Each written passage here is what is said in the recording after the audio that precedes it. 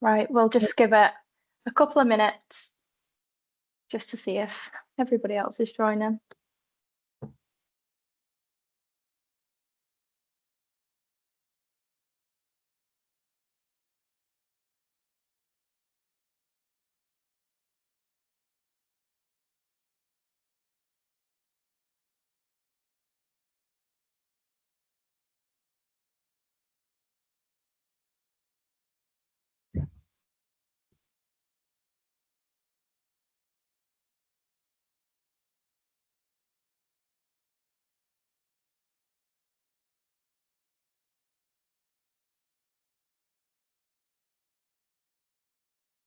Right, I think we'll just get started, and if people want to join in throughout, it's fine. So good afternoon, everyone, and welcome to our second in a series of webinars through the month of June. I just want to thank you for taking some time out of your day to join us and to see what we have to share with you. In today's webinar, we're going to be exploring some of the features on Mac that can help with teaching and student workflow. And to guide us through today's session is the Apple expert himself, David Kirtlan. Okay, thank you, Beth. Okay, great. So we're going to spend a little bit of time this afternoon, the next half hour or so, just having a look at some of the features which are built into all Macs and how we can use those in a classroom just to help us as teachers get a little bit more organized and maybe just help that little bit of classroom workflow. So hopefully there's some nice tips along the way. I have got my iPad here as well, because actually the two work together really well. And there's 2 or 3 little tips which I think you'll find quite surprising once you see how the two link together in a classroom environment. So the first thing I'm going to do is just share my screen so you can see exactly what I'm doing. So give me 1 second.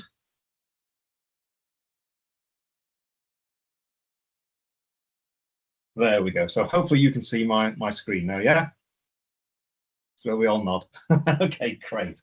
So I'm just looking at the desktop at the moment, and it's probably worth pointing out just when we first start with all of this, is if I'm looking up at my top menu in the left-hand corner, I've got my Finder window open at the moment. Finder always runs on a Mac anyway, always there in the background for us to navigate through the files and do what we're doing on the iPad.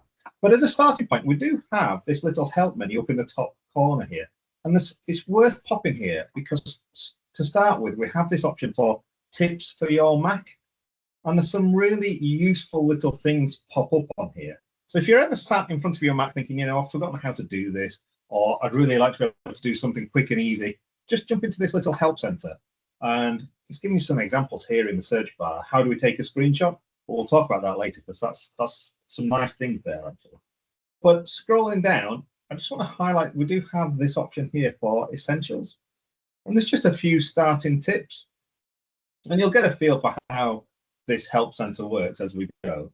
But as we scroll through the options here, it's just quick little things. I'm not going to cover these today, but how do we personalize the backdrop? How do we set up the Mac so it's how we use? There's some little tips for the screenshots there and so on.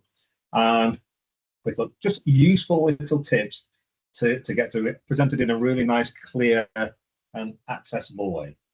You'll also notice we get these user guides. We don't really get instruction books with Macs or Apple devices, but we do get these user guides built into the tips. So if you are new to something like Keynote or something like that, there are some useful little guides here, which are a nice little simple starting point for a lot of the main features. So worth finding that help menu there and just going to the tips about your Mac. Okay, so let's start off looking up, staying with this menu along the top. But if I go over to the top right-hand corner, I'm looking up here where I've got my time and date to start with. And if I click on here, it gives me my widgets. These are my notifications. So if I've got any emails come through or messages, they'll appear here as well. It gives me a quick summary of the messages and the notifications which are coming in. But I've also got a series of widgets, and I've got the default ones here. You can see I've got my calendar with this MCC webinar we've got on. I've got the weather, where I am at the moment. And I've got things like the headlines and this is my screen time use, how I've been using my devices over the day today. I'm looking at that already. I've spent too much time in front of a screen. But this is useful because at the bottom of this list, we have the option to edit our widgets. And if we edit our widgets, we get this nice little pop-up menu appear. We've got some suggestions, including photos that you might have on your devices. There's my dog trying to steal food from our plates, but there we are. These are some of the things it's suggesting we might want to have. You might even have your Amazon orders on there as well. But this is the big list of all the widgets you can access from this drop-down menu. And this is customizable depending on what apps you have both on your Mac and your iPhone and your iPad or whatever devices you have linked together under the same Apple ID. And I've got some really nice ones here. And you'll notice things like ChatGPT can be here. So things like that, if I click on it here, it gives me the option to say, well, how do I want this to appear? I've got a small version, I've got a larger version. If I want to add that to my my widget bar down here on the right hand side, I can just drag it across, or I can just press the plus, and that's sat there now on my widget list. When I click on the date and time, there it is. I've got a quick access to my ChatGPT, which could be really handy in a classroom, simply to ask questions or updates or reformat documents or anything else. It's sat there on my widget. Now, we can keep adding these. We can get a long scrollable list. Let me just remove ChatGPT and go back to it. And this time, instead of adding it to my widget bar, I'm going to grab it and add it to my desktop. And if I let it sit there, it's now permanently on my desktop along with any of those other widgets. I can add as many of these widgets to my desktop as I like. So I can now customize what's right in front of me really quickly. Anything that I use often, I don't even have to click on the time and the date to get to my notification menu. I can let it sit on the desktop, which is really quick and really handy. If I want to customize the one on the desktop again, I'll just go back and edit my widgets, and I'm going to delete that one from my desktop for the moment. But maybe put a big clock on the corner. That's quite nice, out just having the time there on your desktop as we go in, or your calendar or anything like that that's really quite useful that you might find handy just to have right in front of you there. And that's just the notifications. So let's hide that one out of the way for the moment. That's just clicking up in the right-hand corner. So let's move across slightly. This is my notifications. If I move across, we've got this little on-off switch, and this is our control center. Now, you've probably used this on your iPad or your phone. This is when we swipe down where the battery power is, and it's almost the same on the Mac. It looks similar here. So this is a quick shortcut to some of the features we use quite often on a Mac. So we've got our Wi-Fi network. We can turn Bluetooth on and off. I can set my AirDrop preferences, whether I want it contacts only or everyone, or whether I want to set time limits. So I can get to my AirDrop quite quickly, and I'll come back to AirDrop shortly, actually. But we have a few other options I want to mention here as well. Now, as any teacher, I would always recommend we use this option here in the top right. Mine says do not disturb at the moment because I've got it turned on. If you've got a Mac in front of you, try some of these as we're going through them. Have a go with these. But you'll find it's the same on the iPad or the iPhone as well. But if that's turned off, it will say focus mode. And the focus mode here, I've set do not disturb. Now, this is great when you've got your Mac or your iPad plugged into the big screen and you've got 25, 30 children looking at what you're doing. This relates to your notifications. So you've all been there when you're on your device and an email comes through or a text message and something pops up on the screen. And it could be work related, it could be a calendar invite, it could be a Teams invite, or it could be someone saying, what do you want for tea tonight? And we've seen that, it always pops up. Do not disturb means you still get those messages, but it doesn't display it on the screen. There's no notification pop up for the class to see what you're doing there. So it just temporarily stops the notifications appearing on the screen. So by default, I would always suggest at the beginning of a class, make sure it's on do not disturb. At the end of the class, if you want, turn it off, or the end of the school day. And it's a really handy little feature. Now, you can set how long this is. Mine's set for until this evening, or it might be until the end of the meeting. It depends if you've got something scheduled in your calendar. But we also have the option to create our own personal settings here. I've got two. I've got my general do not disturb, which blocks all of my incoming notifications. But under the focus settings, you have the option here to customize exactly what we get. So we could say, actually, let's go to personal, but I'm going to allow certain people to come through. So it'll block all my notifications except maybe from the head teacher, and they still pop up, or whatever I decide to allow in there. Or I could specify a particular app. probably the most useful one here is this option to be able to schedule it. So you could say actually automatically at 9 o'clock till 3:30, it goes into do not disturb. So you could set a schedule there. That's quite a handy one to do. So do not disturb, really useful one to start using up there. Now let's have a look at the other options here. I've got the option here for screen mirroring, and we use this a lot. But notice on a Mac, if you've got multiple devices, we mentioned this a few times, I can now use my iPad as a second screen, which is super handy. I've got two screens here. I've got my laptop screen in front of me and then a bigger screen on the desk here. But I could also extend it to a third screen wirelessly using my iPad. And just gives you that little bit more space. So in a classroom, I could have my main screen projected to the interactive board. So I could have my PowerPoints on there or whatever application we're using. But on the iPad screen, I could maybe have the school MIS system. I could have the register, whatever I'm working. I could have Apple Classroom. Now we'll look at Apple Classroom in the next session.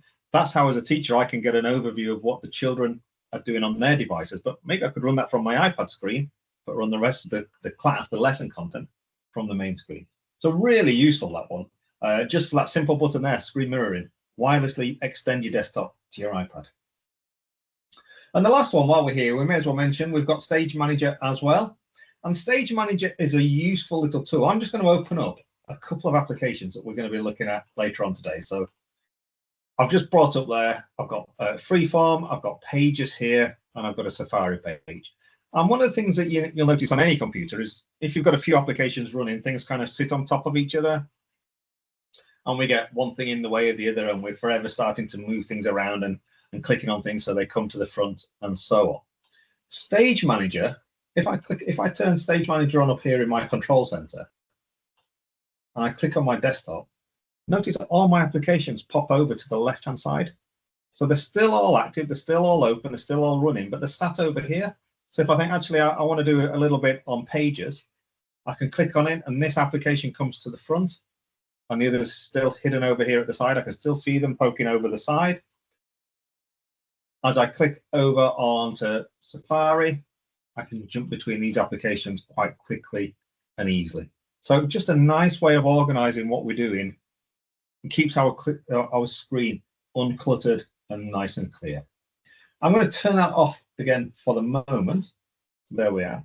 Another thing we can do, by the way, if you have got them here, another way of doing something similar is if you're on a laptop, if I use 3 fingers and push up on the trackpad, it kind of springs them apart. We used to call it expose. I'm not sure if that's still the current name for it, but it exposes all the different application windows. I can just use 3 fingers to spread my application windows apart. So a nice way of being able to quickly jump between different apps. And of course, we've got the keyboard shortcut. We can use Command and Tab and just tab through the applications if that's what we want to do as well. So lots of easy ways to jump between the different applications that we have open on our Macs at the same time. Okay, so let me just minimize those for the moment. Let's get those out of the way and go back to our desktop. And while we're in this top corner, so we've seen our notifications, we've seen our control center, we have got this little, it's like a magnifying glass, that's our search bar. We call that Spotlight, and this is quite handy as well. And if I tap on here, there's my Spotlight search. I can maybe think, actually, I want to use Keynote today. And as soon as I type in an application, there it is. I can open the app straight from this menu. But it also gives me a few other things. Look, it's bringing up some of my Keynote documents. So I can see exactly what I'm doing. I can jump straight into my documents from here, or I can open the application. But it's a bit cleverer than that. Maybe we want to search on, maybe I know that I have a document, something that I've done often with school. Let's have a look at 30 activities. So there it's linking up to lots of discussions about 30 activities. And as I scroll down, look, there's some images. I can even just select it and hit spacebar, and I get an instant preview of that document there. Really quick and easy to use. And in the same way, maybe we're just doing a topic in our class. Maybe, I don't know, maybe we're talking about sunsets today. And as I type sunset, it's even telling me the current time of the sunset at my location. But I can go straight to a Safari search. It gives me anything that's relating to sunset kind of times, it gives me this option here for night shift. That's how the map changes the color subtly, so it doesn't keep me awake at night when I'm using it late at night. I've got any kind of conversations. I've got a piece of music there, Sunset Boulevard popping up, folders where it's mentioned, Sunset, a couple of emails where it's mentioned. These are my photos. So this is the Mac OS now looking at my photo library and going, actually, these are photos. It's recognizing these are photos of sunsets. And if I spacebar it, I get the full window there. Going a bit further down, it keeps looking through anything. And then it takes me to a web search. These are just Google images. So maybe I'm doing a document where I want a picture of a sunset in. I think, oh, that's quite a nice one. And that's pulling that straight from a website, wallpapers.com. But it's pulling it straight from a website saying, here's a good starting point. I can click on there and it will take me to the website. Quite quick and easy to create these resources to drag into pages and Keynote files. So let's get rid of that. Spotlight search is quite quick and easy. By the way, that spacebar trick works on all sorts of things. Here's just a folder of files. There's some more photos. If I click on those, I can get a preview of them and just use the cursor keys to tab through the documents. That's a pages document. There's the other one that we'll look at later on. I can scroll through it and see all the content there. Just a really quick and easy way of navigating through the documents. So those are the options in the top corner. So let's have a quick look at a couple of other things there. In here, by the way, you'll notice each of these documents. If I right click on one of these documents or control click, I get a few options to color code these. So I can just give them a tag. So when I'm searching through documents, I can view these and just filter and sort by tags. So I could filter it by the colors. If I know all my Key Stage 3 resources are blue and my Key Stage 4 resources are yellow, I can filter them through really quite quickly. Nice and quick and easy way of doing this. And similarly, if I'm using, we'll talk about, let's jump into AirDrop. We mentioned AirDrop here because we can turn it on and off here. We looked at our control center. There's our AirDrop option. But if I turn AirDrop on over here, and if I wake up my iPad,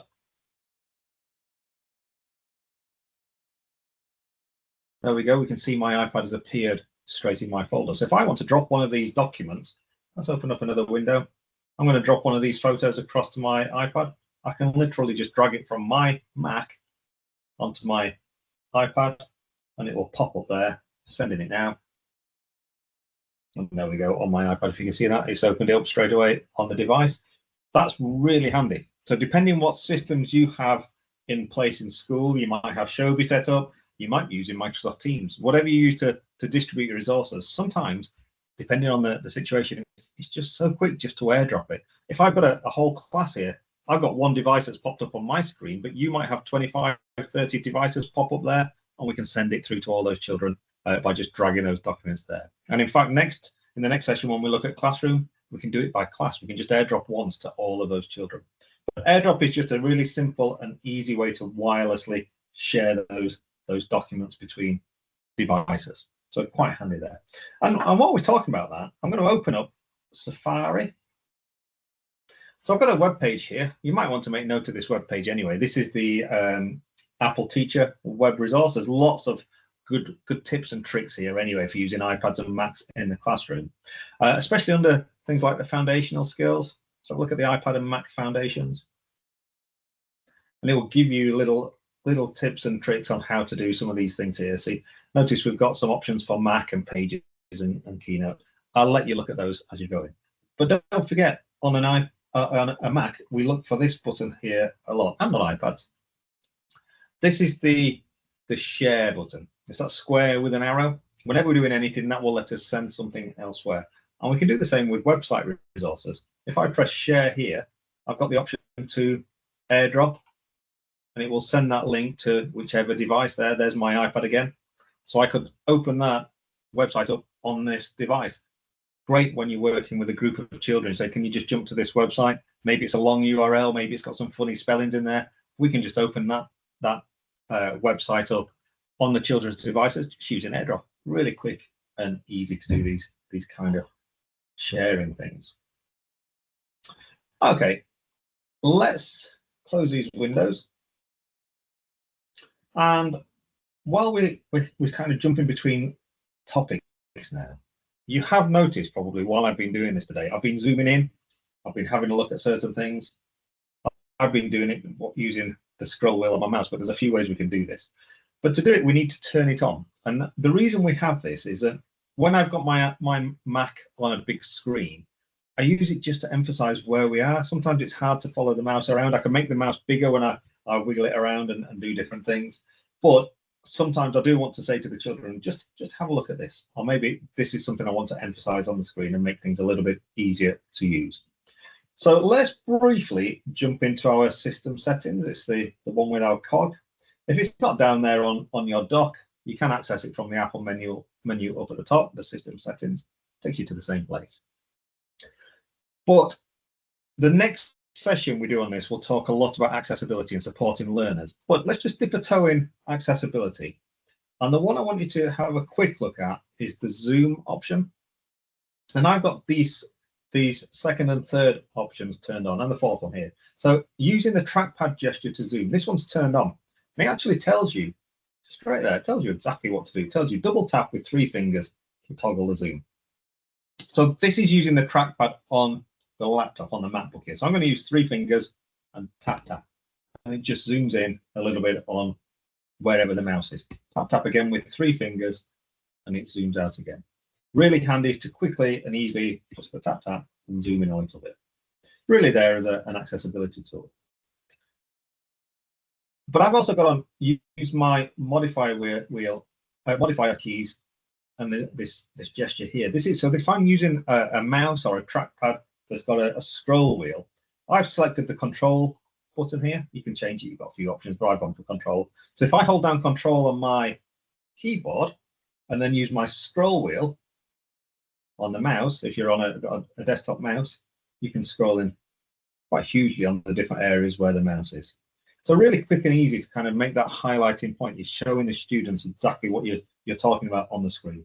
I would turn that on and just leave it on all the time. I find it really useful when I've got my Mac on a big screen and you're teaching in the classroom.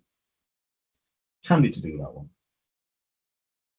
Okay, so we mentioned screenshots a couple of times. Screenshots are surprisingly cool on both Macs and iPads. But let's jump Safari back up. So maybe I'm working with something. It could be the students have submitted me a piece of work. It could be I'm creating a resource, whichever. But sometimes I do want to take a screenshot. So to take a screenshot of a portion of a screen, I get asked this a lot when we're working with Macs. How do I do this snapshot of just an area of the screen? Well, we need to learn a keyboard shortcut. So I'm going to use Command, Shift, and 4. And you'll notice my mouse has now become a crosshair. Command Shift and 5 will do the full screen, but let's do it, just drag over here, and I'm going to select just this portion of the screen. And it's taken my screenshot and it's popped down in the bottom corner. Now, if I just pressed OK or left it, it would save that screenshot to the desktop. It will be named as screenshot and then the date and time, and it would just save it to the desktop. But if I click on it, I've got some edit options here. And if I use this, I can crop it, I can do other things. I've got a button here to recognize the text so it can read things out. Again, we'll talk about that a bit more when we look at the accessibility features, but there's my screen reader built in. I'm going to use this button here, this markup tool, this little pen nib. And this is great from an assessment point of view, because now this gives me my on-screen markup tools. So I've got options to kind of scribble on the document. I can add circles to highlight things, and I can move these around. I can do all sorts of stuff with these. But you'll probably realize it's a little bit difficult to write and give feedback using the mouse.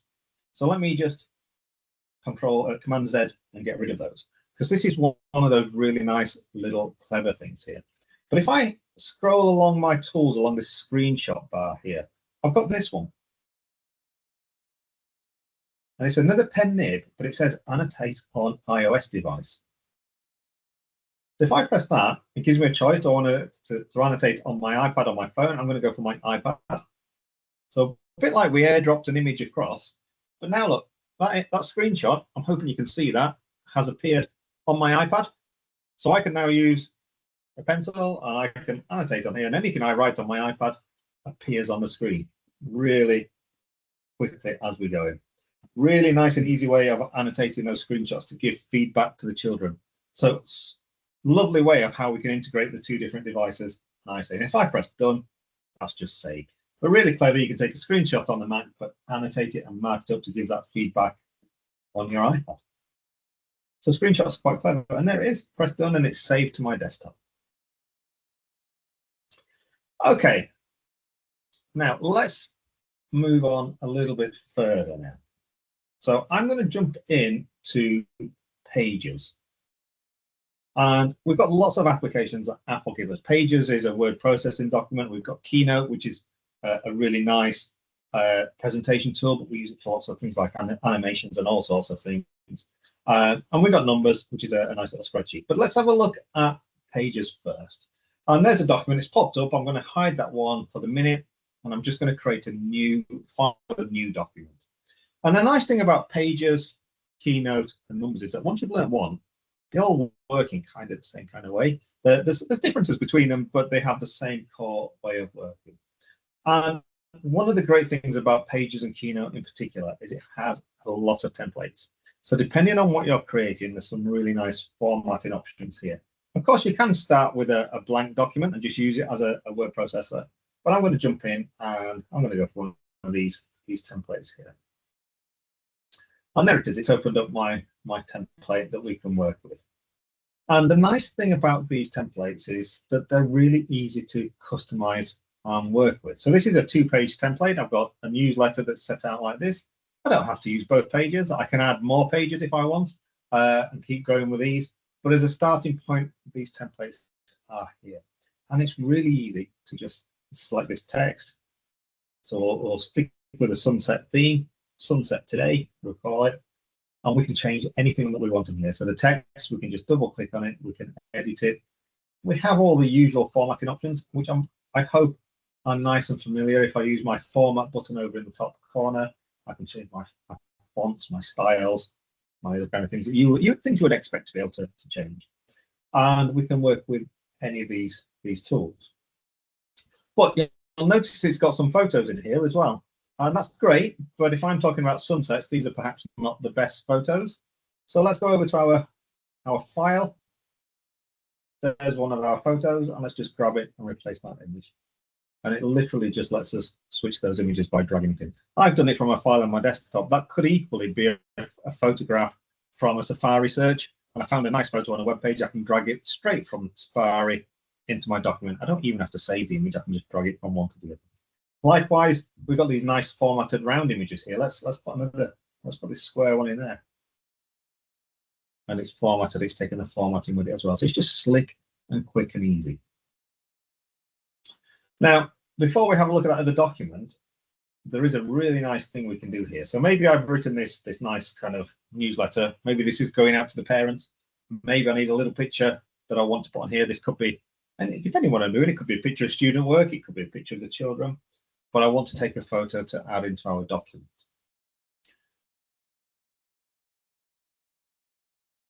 Up at the top of my screen here, I've got the things I can add to my document. These are the things which are common to Pages, to Keynote, to Numbers.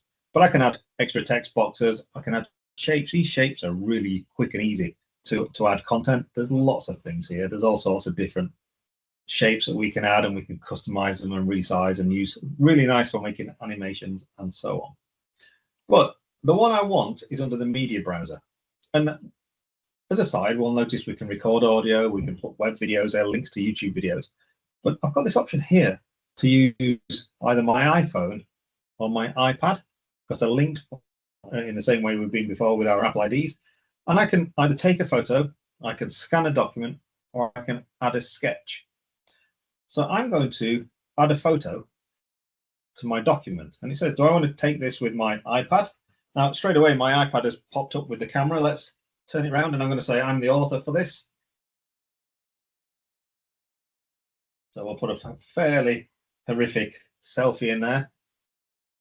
Oh, put it in the square. There we go, in the circle. It's already added it there rather than having somewhere else selected. Let's put it just on the document. Let's put a new one in here. So we'll do that one again. Take photo.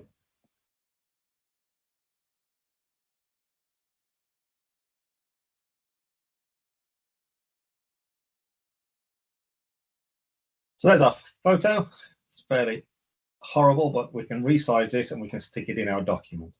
And one of the nice things we can do, we've got these little corners where we can resize the image. But if I double click these, notice these little corners go black, so I can crop that image straight away. So I can crop it and I can resize it and sticky where, so let's put it there. So we can just put images straight from a different device. Really, really handy if you're assessing work and you just want to scan it, or maybe you're creating a resource. Scan a document, scanning it will automatically crop your photograph to the size of the paper and straighten things up. But really quick how Macs and iPads work together really, really nicely. So quite a clever little feature that, and it does all this wirelessly. You don't have to do anything clever with it at all. Okay, so just to finish with, let's go back to that document. We've seen this one popping up a couple of times. This is just a Pages document. And if you're part of the RTC, the Regional Training Centre Network, you might have seen this. This is something I created for that as well. But this is just using a normal Pages document, but just giving you an idea of how I've created this resource, just as a starting point, just to try and scaffold the learning. It's to try and structure what we're doing and move a little bit over to, instead of using workbooks, can we now start digitizing some of that? And there's quite a few advantages to doing this. If we digitize the workbooks, we've suddenly got the option now of giving the children the choice of how they want to complete and evidence their knowledge and understanding. So I could create this document on my Mac. In fact, that's exactly what I did. Created it on here. It's nice and easy. But then I could share that through AirDrop or through Shobi or through Teams or whatever you're using to the children's devices for them to complete on their iPads. Or similarly, they could complete it on Macs if they have those as well. But all I've done here is say, let's have a look at this book. So imagine for a moment we're working on Diary of a Wimpy Kid. And I've just scaffolded the learning just by creating some boxes to guide what the children are doing. And these are just simple. They're just shapes. These are the shapes up here. I just added some square boxes in here. And then I added a text box in for the children to be able to type in as well. So they're just shapes, just white shapes. What do you think this book is about? So we're trying to get the children to develop their descriptive understanding, their knowledge of what we're looking at. What do you think this book's about looking at the cover? So they type their answer there. If you find, and we often do with some children, if you ask them to write it down or type it, you tend to get the short version. But if we just say, just tell us, just talk to us, sometimes we get much more detail. So I've just added a second box here that says, I'll record your ideas here. And I put a little microphone symbol. Again, that's just a shape. If you search on mic, you'll find it pops up there. And what we need to do there, if we're going to use it, is go to our media button. And this is the same on the iPads as well. We can record audio. So it just lets me record audio directly into the document. The children can tell me what they think the book is about. And it gives me a little speaker icon there at the side. So we're capturing that learner voice. Create learning diaries. Diaries are brilliant to see that progression of understanding and knowledge. So we have that option now. And we're giving the children the choice. How do you best think you can tell us this information? So we're getting them to learn about themselves as well. But because we want to filter this down to the core knowledge, I've also put down, choose 3 words that describe the cover. So once you've rambled on and told us all these ideas about the books, pick 3 key words that really kind of tell us what's this book about. Is it funny? Is it sad? Is it about an individual? Is it about lots of people? They can work that out themselves. So we're giving that option to the children. And carrying on, I've done the same kind of thing. Let's do a little bit of reading practice. This is that learning diary. So again, just record yourself reading this extract. So these are just scans. So taking that camera, just scanning a page from the book and putting it in there as well. So we can put all that content in there. Just record your learning progression. Do it across a term. You'll find you do actually capture quite a nice progression. Okay. If we're going to use this here, we've seen how we can use some of those markup tools already and how we can do this. So I've got a little bit more here with the understanding and the analysis. So I've got a character description. This is Ben Fielders, is one of the characters in the book.